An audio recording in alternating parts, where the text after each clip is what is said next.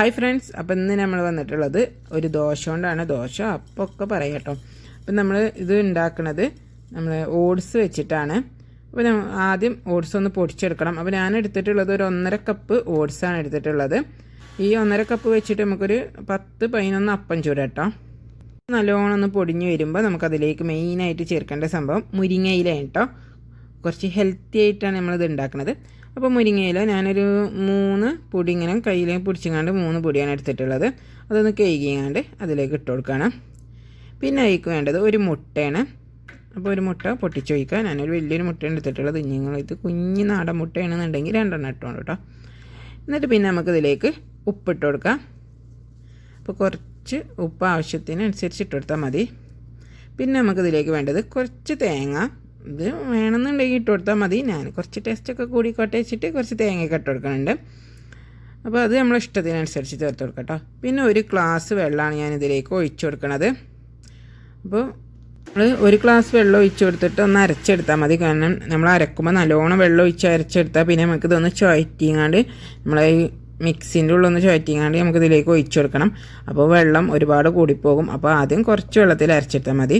അപ്പോൾ അതാ ഇത് ഇങ്ങനെ ഒട്ടിപ്പിടിച്ചിട്ടുണ്ടാവും. നമ്മളെ മുരിങ്ങൻ്റെ ഇലയും ഇതൊക്കെ അങ്ങനെ ഒരു പശ പോലെയൊക്കെ അരഞ്ഞു കഴിഞ്ഞാൽ ഇങ്ങനെ ഒരു കുറുകി വരും.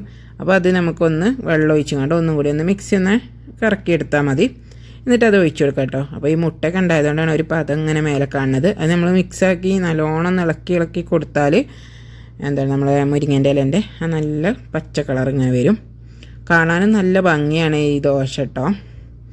അപ്പോൾ ഇതാ ഇതേപോലെ നമ്മൾ ഈ ഉഴുന്ന് കൂട്ടി വെച്ച് നമ്മൾ അപ്പം ചൂടൂലേ, ആ അപ്പത്തിൻ്റെ മാവിനേക്കാൾ കുറച്ച് ലൂസിൽ എന്നാൽ നമ്മൾ മറ്റേ നമ്മൾ കലക്കി വയ്ക്കണ അത്ര അങ്ങോട്ട് ലൂസാക്കും വേണ്ട. അപ്പോൾ ചിലപ്പോൾ ചട്ടിയിൽ നിന്ന് കിട്ടൂല. അപ്പോൾ നമ്മൾ ഒഴിച്ചു കൊടുക്കുക. എന്നിട്ട് വേണമെങ്കിൽ ഇങ്ങനെ കയ്യിൽ വെച്ചിട്ടൊന്ന് പരത്തി കൊടുക്കുക. അല്ലെങ്കിൽ നമ്മൾ ചട്ടി ഒന്ന് അങ്ങനെ ചെരിച്ചു കൊടുത്താൽ മതി. നമ്മൾ നോൺ സ്റ്റിക്കിൻ്റെ പാനാകുമ്പോൾ നമുക്ക് അങ്ങനെ എടുത്ത് അങ്ങോട്ടും ഇങ്ങോട്ടും ഒന്ന് ചെരിച്ചു കൊടുത്ത് ഒന്ന് റൗണ്ടാക്കിയെടുക്കാം.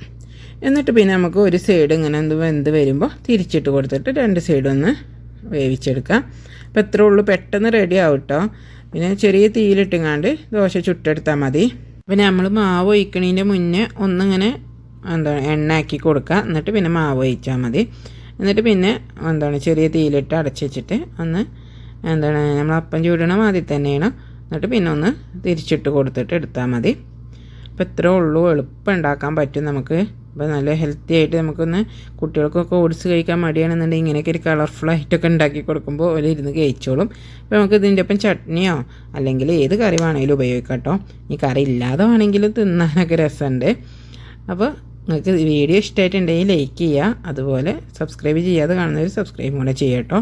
അപ്പോൾ ഞാനിതിലേക്ക് കഴിക്കാൻ എടുത്തിരിക്കണത് നമ്മളെ വെള്ള കടല വെച്ചിങ്ങാണ്ട് ഒരു കുറുമ മാതിരി ഉണ്ടാക്കിയതായിരുന്നു. തേങ്ങാപ്പാലൊക്കെ ഒഴിച്ചിങ്ങാണ്ട് നിങ്ങൾക്ക് ഇഷ്ടമുള്ള കറി ഉണ്ടാക്കുക, കഴിക്കുക. അപ്പോൾ എല്ലാവരും ഒന്ന് ഉണ്ടാക്കി നോക്കിയിട്ട് അഭിപ്രായങ്ങൾ അറിയിക്കുക.